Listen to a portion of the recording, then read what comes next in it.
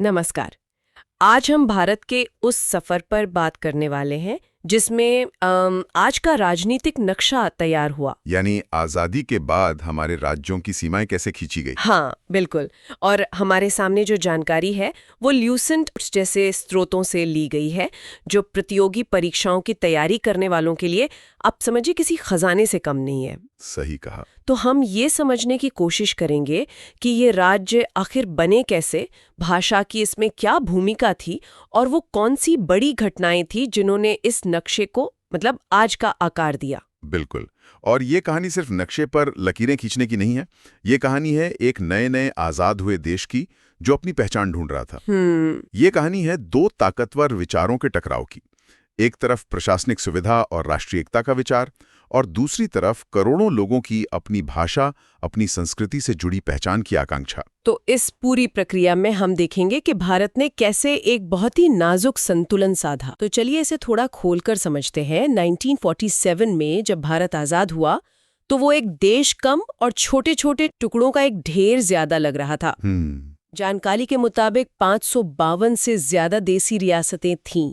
ये तो एक बहुत बड़ी चुनौती रही होगी। बिल्कुल। इनके सामने रास्ते क्या थे? रास्ते बहुत सीमित थे और सच कहूं तो बहुत खतरनाक भी। अंग्रेजों ने जाते जाते इन रियासतों को 3 विकल्प दिए थे। 3 विकल्प? हाँ, या तो भारत में शामिल हो जाओ या पाकिस्तान में, या फिर स्वतंत्र रहो। स्वतंत्र रहो? जी, सोचिए अगर ये 552 रियासतें स्वतंत्र रहने का फैसला कर लेती तो भारत का क्या होता। देश के बीच में सैकड़ों छोटे छोटे देश बन जाते। ये तो कल्पना करना भी मुश्किल है। इसी बिखराव को रोकने का जिम्मा मिला सरदार वल्लभ भाई पटेल को। और उन्होंने वीपी मेनन के साथ मिलकर लगभग सभी रियासतों को भारत में शामिल होने के लिए मना भी लिया। लेकिन कुछ थीं जो आसानी से नहीं मानी। बिल्कुल। हमारे स्रोतों में 3 का जिक्र बार बार आता है: हैदराबाद, जूनागढ़ और कश्मीर। हाँ, ये 3 सबसे मुश्किल और कह सकते हैं सबसे पेचीदा मामले थे। हैदराबाद का निजाम चाहता था कि वो एक स्वतंत्र देश बना रहे, भारत के ठीक बीच में। हाँ, भारत के पेट में, और जरूरत पड़े तो पाकिस्तान से नजदीकी रखे। लेकिन हैदराबाद की ज्यादातर आबादी भारत के साथ रहना चाहती थी। तो जब बातचीत के सारे रास्ते बंद हो गए तब पटेल ने सख्त फैसला लिया। ऑपरेशन पोलो का है ना? हाँ, ये एक पुलिस कार्रवाई थी। हाँ, इसे पुलिस कार्रवाई कहा गया, लेकिन असल में ये एक बड़ी सैन्य कार्रवाई थी। सितंबर 1948 में भारतीय सेना हैदराबाद में दाखिल हुई और कुछ ही दिनों में निजाम ने आत्मसमर्पण कर दिया। और इस तरह वो खतरा टल गया। हाँ, भारत के पेट में जो एक स्वतंत्र देश बनने का खतरा था उसे टाला गया। अच्छा, जूनागढ़ का मामला भी कुछ ऐसा ही था, लेकिन वहां एक दिलचस्प मोड़ था, है ना? हाँ, बिल्कुल। यहाँ भी नवाब पाकिस्तान जाना चाहता था, लेकिन प्रजा भारत के साथ थी।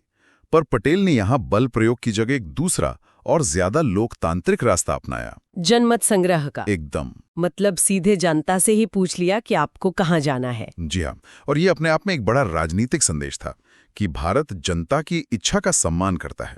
और नतीजा तो साफ ही रहा होगा। नतीजा बिल्कुल साफ था। जनता ने भारी बहुमत से भारत को चुना, और कश्मीर का मामला तो इन दोनों से भी ज्यादा जटिल था, जिसकी परतें आज तक खुल रही हैं। वहां के महाराजा हरि सिंह तो स्वतंत्र रहने का सपना देख रहे थे। हाँ, लेकिन वो सपना तब टूटा जब पाकिस्तान से कबायली हमलावरों ने कश्मीर पर आक्रमण कर दिया। तब उन्होंने भारत से मदद मांगी। बिल्कुल। तब महाराजा हरि सिंह ने भारत से मदद की गुहार लगाई, और भारत ने मदद के लिए एक शर्त रखी कि कश्मीर भारत में विलय करे। 26 अक्टूबर 1947 को। हाँ, 26 अक्टूबर 1947 को उन्होंने विलय पत्र यानी इंस्ट्रूमेंट ऑफ एक्सेशन पर हस्ताक्षर किए, और इस तरह कश्मीर भारत का अभिलंग बना। इन 3 रियासतों का विलय भारत की एकता के लिए पहली और सबसे बड़ी जीत थी। तो एक चुनौती तो पार हो गई, रियासतें भारत का हिस्सा बन गईं। लेकिन अब देश के अंदर से एक नई और बहुत शक्तिशाली मांग उठने लगी थी, भाषा के आधार पर राज्यों को फिर से बनाने की। इस पर नेहरू और पटेल जैसे नेताओं का क्या सोचना था? देखिए, यहाँ जो बात गौर करने वाली है वो ये है कि शुरुआत में देश का नेतृत्व इस विचार के सख्त खिलाफ था। खिलाफ था? जी। क्यों?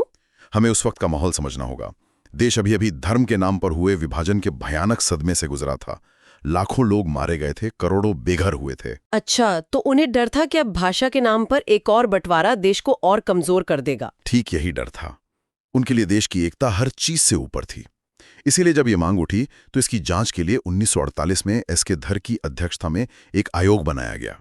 धर आयोग? जी। और धर आयोग ने अपनी रिपोर्ट में साफ कह दिया कि भाषा के आधार पर राज्य बनाना ठीक नहीं है। उनका तर्क था कि हमें ये देखना चाहिए कि शासन चलाने में क्या आसान है, मतलब प्रशासनिक सुविधा, न कि लोग कौन सी भाषा बोलते हैं। लेकिन इस रिपोर्ट से तो दक्षिण भारत में जहां ये मांग सबसे ज्यादा मजबूत थी, वहां तो असंतोष और बढ़ गया होगा। बहुत ज्यादा। इस असंतोष को शांत करने के लिए कांग्रेस ने अपनी एक समिति बनाई, जिसमें उस समय के 3 सबसे बड़े नेता शामिल थे। जवाहरलाल नेहरू, वल्लभ भाई पटेल और पट्टाभी सीतारमैया। हाँ, जेवीपी समिति। इस समिति ने भी, अब देखिए, धर आयोग की बात को ही दोहराया और भाषाई आधार को देश की एकता के लिए खतरा बताया। तो अब ये बहुत दिलचस्प हो गया है। 2 समितियां जिनमें देश के सबसे बड़े नेता शामिल हैं, वो एक मांग को खारिज कर चुकी हैं। तो फिर ऐसा क्या हुआ कि सरकार को अपना फैसला बदलना पड़ा? भाषा के आधार पर पहला राज्य बना कैसे? एक व्यक्ति की शहादत ने वो कर दिखाया जो हजारों लोगों के प्रदर्शन नहीं कर पाए थे। आप पोटी श्रीरामुलु की बात कर रहे हैं? जी, मद्रास राज्य में तेलुगु भाषी लोग अपने लिए एक अलग राज्य आंध्र की मांग कर रहे थे। इसी मांग को लेकर एक गांधीवादी नेता पोटी श्रीरामुलु आमरण अनशन पर बैठ गए। और ये अनशन बहुत लंबा चला था। हमारे स्रोतों में बताया गया है 1-2 दिन नहीं, बल्कि पूरे 58 दिन। जी हाँ, 58 दिनों तक बिना कुछ खाए पिए 15 दिसंबर 1952 को अनशन के दौरान उनकी मृत्यु हो गई। और इस खबर के फैलते ही पूरे आंध्र क्षेत्र में जैसे आग लग गई। हिंसक प्रदर्शन होने लगे, सरकारी संपत्ति को जलाया जाने लगा। स्थिति बेकाबू हो रही थी। और इसी दबाव के कारण नेहरू सरकार को झुकना पड़ा। उनके पास कोई और विकल्प नहीं था। पोटी श्रीरामुलु की शहादत ने इस मांग को एक नैतिक बल दे दिया था। आखिरकार प्रधानमंत्री नेहरू ने 1 अक्टूबर 1953 को भाषा के आधार पर पहले राज्य आंध्र प्रदेश के गठन की घोषणा की, जिसकी राजधानी कुरनूल बने। बिल्कुल। तो एक व्यक्ति की शहादत ने वो कर दिखाया जो 2 समितियां भी नहीं कर पाई थीं। लेकिन अब सरकार के सामने एक नई चुनौती थी। एक राज्य की मांग तो पूरी हो गई, लेकिन अब तो जैसे बांध ही टूट गया था। सही कहा। पूरे देश में ऐसी ही मांगे उठने लगी। अब सरकार को कोई स्थायी समाधान निकालना ही था, और यहीं से फजल अली आयोग की कहानी शुरू होती है। हाँ, अब सरकार के पास कोई और विकल्प नहीं था। वो हर बार आंदोलन और हिंसा के बाद फैसले नहीं ले सकती थी। उन्हें एक ऐसा फॉर्मूला चाहिए था जो देश को जोड़कर भी रखे और लोगों की भाषाई आकांक्षाओं का सम्मान भी करे। और इसी काम के लिए 1953 में फजल अली के अध्यक्षता में राज्य पुनर्गठन आयोग बनाया गया। जी। फजल अली के साथ इस आयोग में 2 और दिग्गज थे, हृदयनाथ कुंजरू और के.एम. पणिक्कर। बिल्कुल। और ये सिर्फ नाम नहीं है, ये वो लोग थे जिन्होंने तय किया कि भारत का अंदरूनी नक्शा कैसा दिखेगा। और हाँ, जो श्रोता परीक्षाओं की तैयारी कर रहे हैं, उनके लिए ये 3 नाम फजल अली, हृदयनाथ कुंजरू और के.एम. पणिक्कर बहुत जरूरी हैं। अच्छा। अक्सर इनसे जुड़े सवाल आते हैं। तो इस आयोग की सिफारिशें धर और जेवीपी समिति से कितनी अलग थी? इन्होंने क्या बीच का रास्ता निकाला? यही सबसे महत्वपूर्ण अंतर है। फजल अली आयोग ने सच्चाई को स्वीकार किया कि आप भारत में भाषा की पहचान को नजरअंदाज नहीं कर सकते। उन्होंने कहा कि राज्यों के पुनर्गठन में भाषा को मुख्य आधार बनाया जाना चाहिए। लेकिन इसके साथ ही उन्होंने एक बहुत जरूरी शर्त रखी। उन्होंने एक भाषा एक राज्य के सिद्धांत को खारिज कर दिया। इसका क्या मतलब हुआ? कि भाषा आधार तो होगी, लेकिन सिर्फ भाषा ही एकमात्र आधार नहीं होगी। एकदम सही। उनका कहना था कि किसी भी राज्य को बनाने से पहले 4 चीजें देखनी होंगी: देश की एकता और सुरक्षा, भाषाई और सांस्कृतिक एकरूपता, वित्तीय और प्रशासनिक मजबूती और पूरे देश का कल्याण। मतलब एक बैलेंस बनाना था। बिल्कुल। ऐसा ना हो कि एक भाषा का राज्य बनाने के चक्कर में देश कमजोर हो जाए या वो राज्य आर्थिक रूप से चल ही ना पाए। तो इस आयोग की सिफारिशों के आधार पर ही भारत का वो नक्शा बना जिसके हम आज आदी हैं। हाँ, इसी आयोग की रिपोर्ट के आधार पर, जिसमें सरकार ने कुछ मामूली बदलाव किए, संसद ने राज्य पुनर्गठन अधिनियम 1956 पास किया। और इस एक कानून ने भारत का नक्शा पूरी तरह बदल दिया। पूरी तरह। पहले जो राज्यों की ए, बी, सी, डी जैसी अजीब सी श्रेणियां थीं, उन्हें खत्म कर दिया गया और 1 नवंबर 1956 को भारत को 14 राज्यों और 6 केंद्र शासित प्रदेशों में बांटा गया। यही थी आधुनिक भारत के राजनीतिक नक्शे की बुनियाद। बिल्कुल। मुझे ये बात हमेशा हैरान करती है कि ये नक्शा बनाने का काम 1956 में खत्म नहीं हुआ। ये तो 21वीं सदी तक चलता रहा। जैसे 1960 में बम्बई राज्य का विभाजन। हाँ, क्योंकि 1956 का अधिनियम एक शुरुआत थी, अंत नहीं।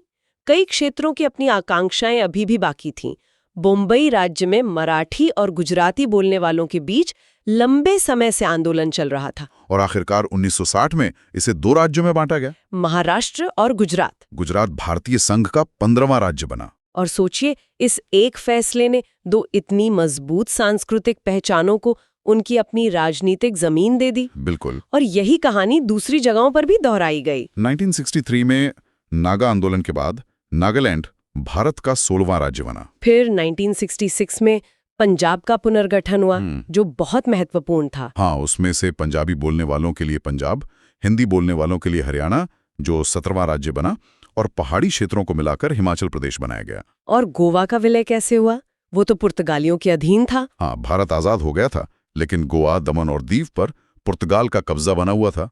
1961 में सैन्य कार्रवाई के जरिए इन्हें आजाद कराया गया और केंद्र शासित प्रदेश बनाया गया। और राज्य का दर्जा तो बहुत बाद में मिला। काफी बाद में 1987 में जाकर गोवा को पूर्ण राज्य का दर्जा मिला और वो भारत का 25वां राज्य बना। और ये सिलसिला तो हाल तक चला। 2000 में तो एक ही साल में 3 नए राज्य बन गए, छत्तीसगढ़, उत्तराखंड और झारखंड। हाँ, ये भी एक महत्वपूर्ण पड़ाव था। यहाँ भाषा से ज्यादा विकास और क्षेत्रीय पिछड़ेपन का मुद्दा था।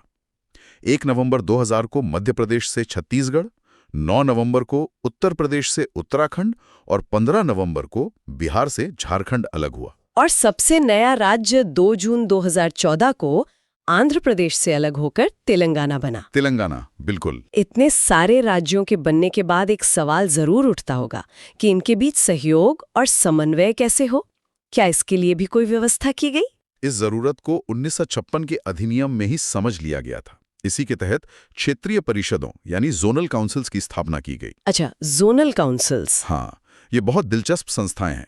इनका काम है राज्यों और केंद्र के बीच एक पुल की तरह काम करना, ताकि सीमा विवाद, आर्थिक योजना या सुरक्षा जैसे मुद्दों पर मिलकर बात हो सके। तो क्या ये संवैधानिक संस्थाएं हैं, जैसे चुनाव आयोग या यूपीएससी? नहीं, और ये एक जरूरी बात है जो याद रखनी चाहिए। ये क्षेत्रीय परिषदें सांविधिक हैं, संवैधानिक नहीं। अच्छा, स्टैट्यूटरी, नॉट कॉन्स्टिट्यूशनल। हाँ, इसका मतलब ये हुआ कि इन्हें संसद ने एक कानून बनाकर स्थापित किया है। इनका जिक्र सीधे संविधान में नहीं है। ये एक छोटा लेकिन महत्वपूर्ण फर्क है जो अक्सर परीक्षाओं में पूछा जाता है।